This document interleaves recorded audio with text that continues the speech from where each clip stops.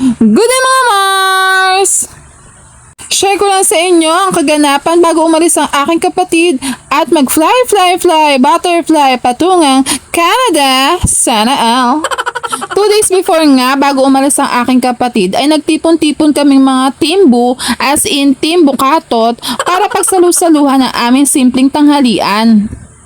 Present nga ang buong pamilya, kasama na ang mga pinsanin namin, kaway-kaway, kay Anda, hello. Sinamantala na nga namin ang araw na to para makapag-banding kaming pamilya dahil kailangan na nilang mag-empake ng mga gamit nila. Ilang taon din kasi sila nasa Qatar, silang mag-asawa, kaya ngayon, sa Canada naman sila bubuo ng kanilang mga pangarap.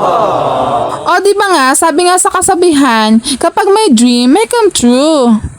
Pero hindi naman basta dream na lang ng dream. Dapat, pinupush mo rin yung sarili mo para matupad din ng mga dreams mo. Lahat naman siguro tayo, dream din makapunta ng ibang bansa. Makapag-travel, makapag-enjoy, relax, at makakain ng iba't ibang putahe. Siguro nga, kanya-kanya lang tayo ng timeline. Hindi pa siguro sa ngayon. Pero darating din yan. Kaya wag tayo mawalan ng pag-asa, tuparin na ating mga pangarap.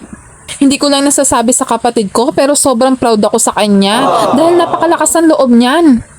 Simula pa lang ng bata siya, mataas na talagang pangarap niya. Bilib nga ako dyan kahit anong trabaho pinapasok niyan. At kahit ngayon na may pamilya na siya, unti-unti niya pa rin tinutupad ang mga pangarap niya. At ang dasal lang namin sa kanilang mag-asawa, sana safe at maging maayos ang pamumuhay nila sa bagong lugar na titirahan nila. Maraming salamat sa iyo kapatid. Mag-iingat kayong dalawang mag-asawa at tandaan mo na dito lang kaming pamilya mo para sa inyo. Good luck and bon voyage! Ako, pinaya mo tatay mo.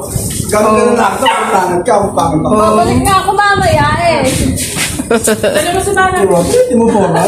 Ma, excited din naman ako. Hindi ko lang magkikita nito.